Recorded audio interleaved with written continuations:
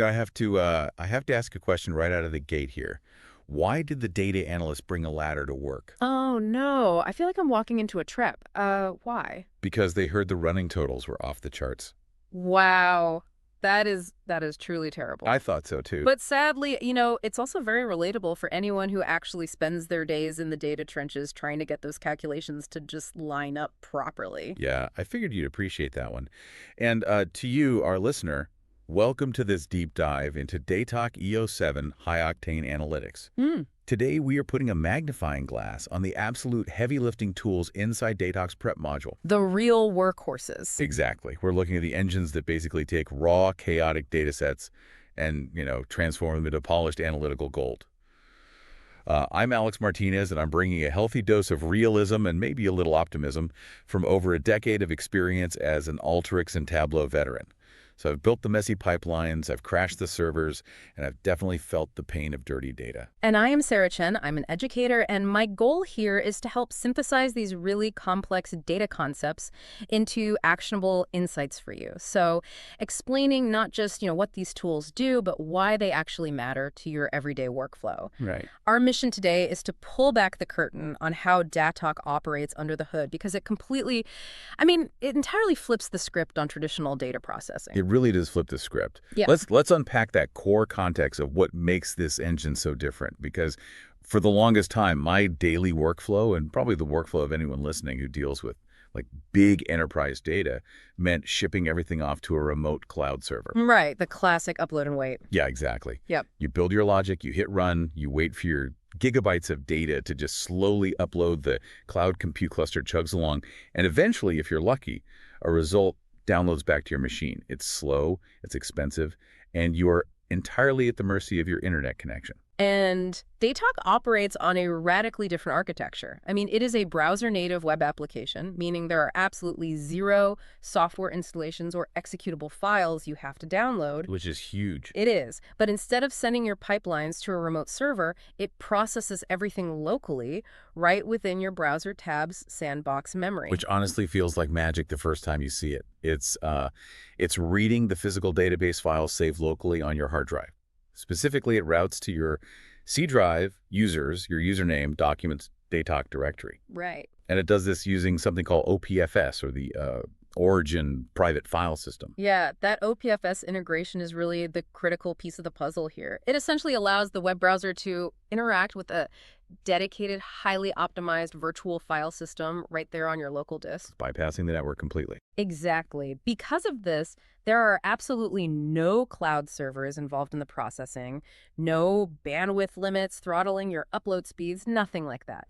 Your machine's hardware, so your CPU cores, your available RAM, and the raw read and write speeds of your solid-state drive that dictates your processing power entirely. It's a 100% private, offline environment. And that local execution is basically the foundation for everything we are about to explore today. So with that engine revved up, let's talk about how we actually manipulate the data. Because before you can orchestrate these massive complex pipelines connecting dozens of tables, you really have to master row-by-row manipulation. You do. You have to start at the granular level. Yeah, and the simplest yet arguably most powerful building block in the prep module is the functions tool. Right, the functions tool, which you'll spot on the canvas by its little FX icon. That's where the surgical magic happens.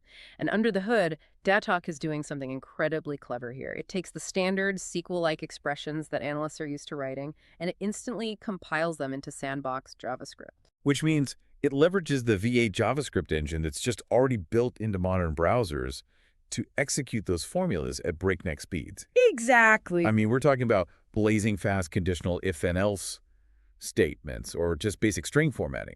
Yeah. The bread and butter stuff, like wrapping a messy text column in a lower function to fix capitalization inconsistencies. Those are the essentials for sure.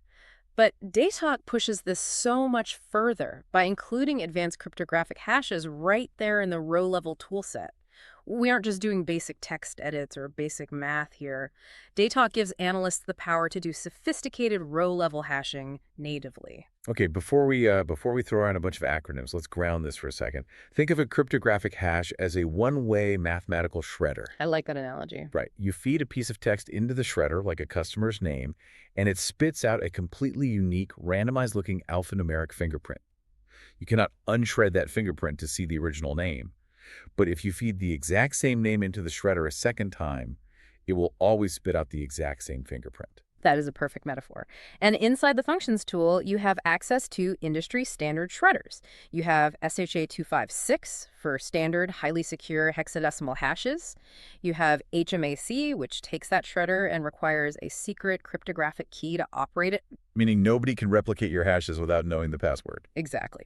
And then you have UUID5, which generates deterministic unique universal identifiers based on a specific namespace using SHA-1 hashing. You can easily pair these with the Record ID tool to append these secure hashes to every single row in your dataset as it just flows through the pipeline. So I'm putting my industry veteran hat on for a second here because I'm having flashbacks to countless project meetings. Why go through the trouble of using heavy, complex cryptographic hashes like HMAC or UID5 for standard ETL work? Okay, fair question. I mean, if I'm building a pipeline and I just need a unique identifier to keep track of my rows, why wouldn't I just use the Record ID tool to slap a sequential 1, 2, 3 ID on them and move on? Setting up cryptographic namespaces feels like, I don't know, overkill for cleaning up a spreadsheet. Sequential IDs work perfectly if you're working in a completely isolated silo and your data never ever leaves your desk. Right. But the moment you zoom out and look at the reality of modern enterprise architecture, sequential numbers create a complete disaster. How so? Imagine a sprawling company with a marketing database and a totally separate sales database. Both systems contain records for a customer named John Doe, along with his email address, john@example.com. Okay, so both departments are tracking his interactions separately. Right. Now, if you assign sequential IDs, the marketing team might process their data and give John the ID of 1. The sales team processes their pipeline and gives John the ID of 500. There is no common key. Oh, I see where this is going. Yeah, so when the data engineering team eventually tries to merge those data sets to build a holistic customer journey dashboard, they have no idea that marketing's user 1 and sales user 500 are the same person. And the obvious kind of old school solution to that would be to just use John's email address as the joining key. But in today's world, you absolutely cannot just pass someone's email around across different organization servers because of strict privacy regulations like GDPR and CCPA. Exactly. Personally identifiable information, or PII, has to be protected at all times. Which brings us directly back to the one-way shredder. Yes. This is where deterministic hashes like UID5 become critical infrastructure. Deterministic means the exact same input string will always generate the exact same resulting ID, regardless of where, when, or on whose computer it is processed. So the marketing team runs john@example.com through their local datok.eu ID5 hash tool using like an agreed-upon company namespace. Yep. And independently, the sales team does the exact same thing on their machine. And because the shredder is deterministic, both teams independently generate the exact same anonymous alphanumeric hash. Let's just call it ABC123. Exactly. Both teams output ABC123 to the central data lake. They can securely track duplicates, they can join completely separate databases, and they maintain perfect referential integrity, all without ever exposing John's actual email address. And doing that entirely locally on your machine without ever sending PII to a third-party cloud API to be hashed, I mean, that is a massive win for data privacy compliance. Dato puts that enterprise-grade cryptographic power right onto your local drag-and-drop canvas. It really does. So we've built a secure, granular foundation. But row-level functions, as powerful as they are, they're inherently designed for one specific target column. And the reality of analytics is that data sets are wide. Very, very wide. And applying the exact same formula to 50 different currency columns, one by one, is an absolute nightmare. I've lived this scenario. Oh, I'm sure you have. You get a massive financial extract with 50 columns representing different global subsidiaries. Every single column has trailing spaces, and every single column needs to be converted into US dollars. In traditional tools, you spend half your morning dragging in 50 separate function tools or writing a massive unreadable block of SQL, just copying and pasting the same basic math over and over again. It completely drains your soul. It drains your time, and honestly worse, it introduces a massive risk of human error. I mean, if you miss one column or mistype the multiplier in column 47, your final aggregation is permanently flawed. This is where the workflow must scale up horizontally. Right. In datok, this is handled by the batch process, specifically the multi-field tool, which is represented on the canvas by the little abacus icon. The multi-field tool is essentially a sanity saver. It allows you to select multiple target columns simultaneously, provided they share the same base data type. So you can grab all 50 of your numeric currency columns or all your string columns with just a single checkbox selection. And the mechanism that makes this interface so elegant is the current field syntax template. It's an underscore, words current field, and another underscore. Instead of explicitly writing out a formula for the revenue column and then a totally separate formula for the cost column, you write a single dynamic formula. So that current field basically acts as a placeholder. So going back to my nightmare scenario of cleaning up those 50 financial columns, I just check the boxes for all 50 columns in the tool's configuration pane. Then my formula is simply trem open parenthesis current field, close parenthesis to remove the spaces, or to apply the exchange rate, it's just current field times 1.2. Exactly. The datok engine takes that single instruction and dynamically loops through every column you selected. It substitutes the actual column name into that placeholder, validates the data type to ensure you aren't, trying to multiply a text string, and executes the math across the entire horizontal batch simultaneously. It's exactly like recording a macro in Excel, but without the VBA headache and the brittle code that just breaks the moment a column name changes. You're just giving the system a blanket rule. Hey, if it's one of these selected number columns, apply this specific math. It respects your time, it takes an hour of manual point-and-click drudgery, and reduces it to literally a 5-second configuration. And beyond just saving time, it enforces absolute consistency. If the finance department emails you and says, the exchange rate is actually 1.25 today, you don't have to hunt down 50 different formulas. Oh, is that the best part? Right. You update that multiplier in one single place inside the multi-field tool, and it immediately propagates across the entire data set. It transforms horizontal data management from a chore into a highly efficient, auditable operation. Okay, so we've conquered the data horizontally across a single row, but let's look at vertical context. Because in real-world analytics, the answer you are looking for is rarely contained entirely within the row you are currently looking at. Right. Often, the necessary piece of the puzzle is in the row directly above it, or the row directly below it. Definitely. Time series data, sequence events, inventory tracking these domains all rely heavily on understanding what happened just before or just after a specific record. You can't calculate how many days have passed without looking at yesterday's timestamp. Which brings us to the multi-row tool, marked by the little filing cabinet icon. This is the realm of lead and lag calculations. Exactly. The multi-row tool is engineered specifically to reference adjacent row values. The way analysts handle this in datok is by defining something called the active rows range. You are essentially instructing the processing engine to cache a sliding window of row offsets in its memory as it moves down the dataset. And the syntax for this uses brackets. So if I'm writing a formula, I use bracket row minus one bracket to tell the engine to look at the value in the row immediately preceding my current position. Or bracket row plus one bracket to look ahead at the next row. And the applications for this are incredibly broad. You can calculate the different intervals between events. For instance, figuring out exactly how many days pass between a customer's first purchase and their second purchase by subtracting the row minus one date from the current date. Which is super common in cohort analysis. Very common. You can perform complex conditional row arithmetic. And going back to your terrible joke at the start of our conversation, this is the tool you use to generate running totals. You simply add the current row sales to the row minus one running total value. Running totals. Okay, I'm having a very real, very visceral flashback to my early days as an analyst here. I was trying to calculate a massive, complex running total for an inventory management system on a slightly older laptop. Oh boy. Yeah. I hit run, the fan spun up to maximum speed, the mouse cursor froze, and the software just locked up and crashed straight to the desktop.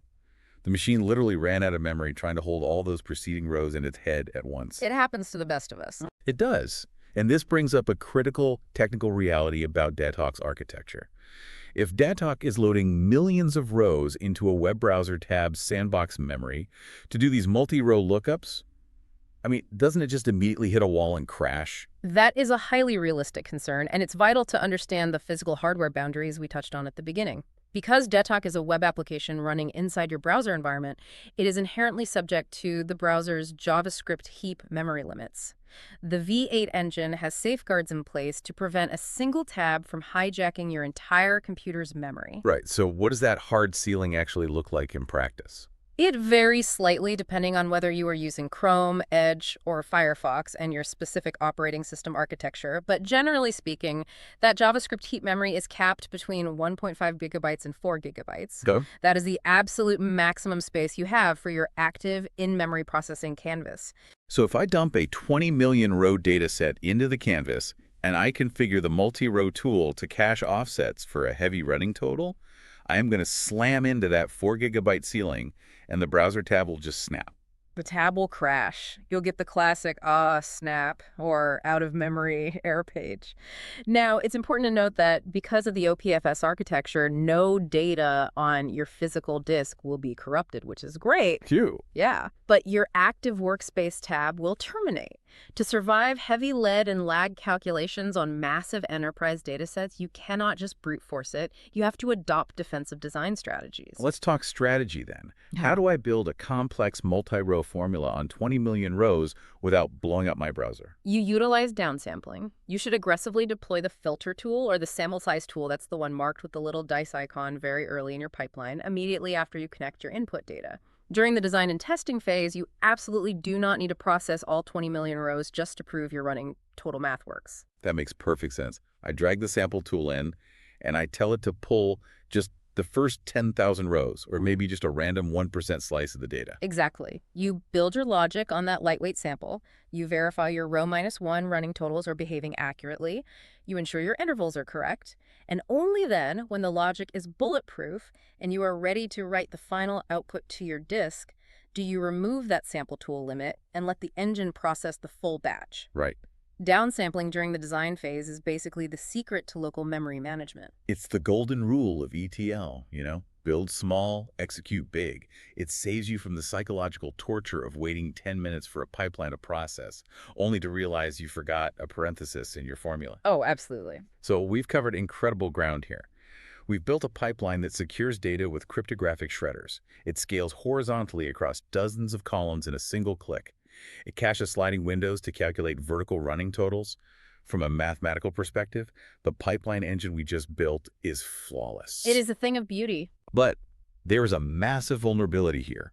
All of that brilliant logic, all those elegant formulas, they operate under the very dangerous assumption that the incoming data is perfect.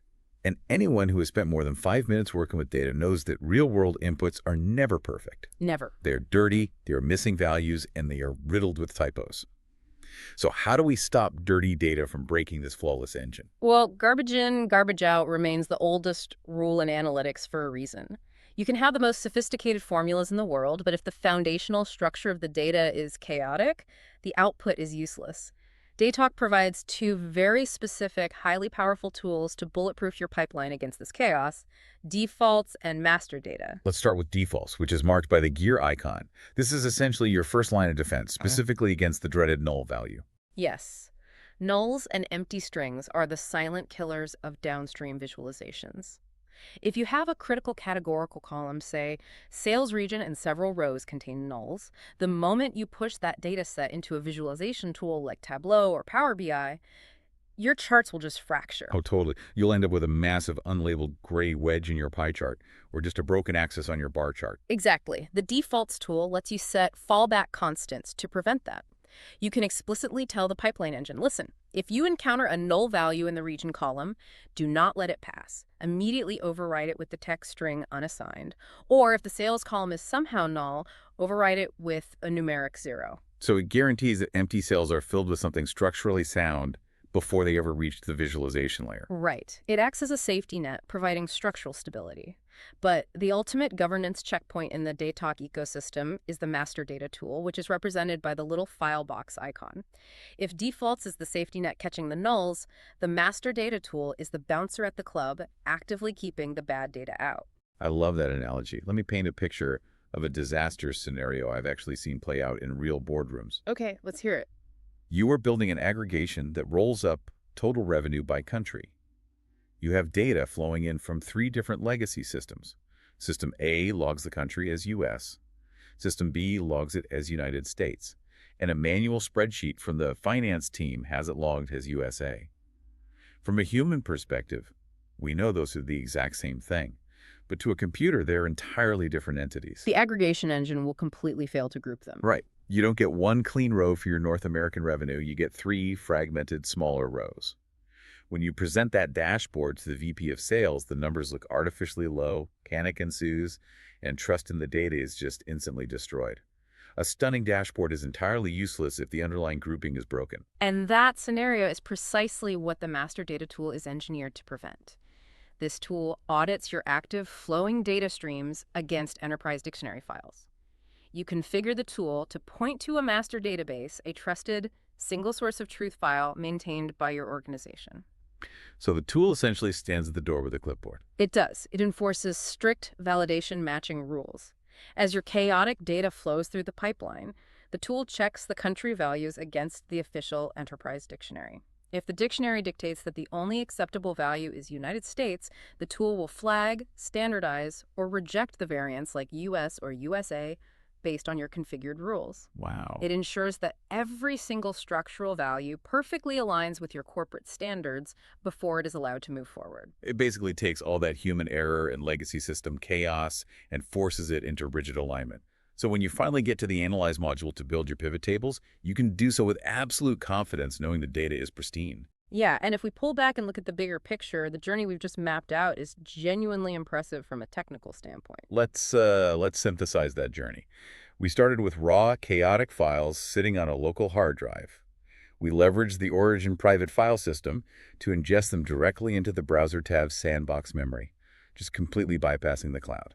We secured that local data using deterministic cryptography, employing UUID5 namespaces to ensure PII-like email addresses are heavily protected while still maintaining the referential integrity you need to join enterprise databases. We scaled our math horizontally, cleaning and calculating dozens of columns in a single macro-style batch using the multi-field tool's dynamic placeholder logic. We harnessed vertical context using the multi-row tool to calculate offsets and generate running totals, utilizing those downsampling strategies to respect our local JavaScript memory limits. And finally, we bulletproofed the entire stream.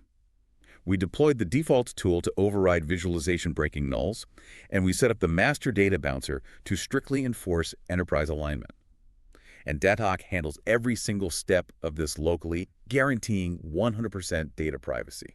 Running that level of high-octane enterprise-grade analytics entirely within a local browser sandbox is just a remarkable paradigm shift for data engineering. It really is. I mean, the speed and the privacy alone completely changed the way you approach problem solving. But, it also leaves me with one final, very provocative thought for you, our listener, to mull over. Oh, all right. Let's hear it. Everything we've talked about today relies on deterministic rules. We wrote mathematical formulas, we defined explicit lead and lag logic, and we set up strict dictionary validations. We, as the humans, had to tell the machine exactly what to do. But datok also features an offline artificial intelligence LLM tool using an integration with a llama. Right. This allows you to run powerful language models, like Llama or Mistral, locally on your own machine hardware right alongside your pipelines. Which introduces an entirely new frontier for data manipulation. It does. Think about the implications of that. As we start feeding these perfectly prepped, master data validated streams into local, completely private AI models, what happens next?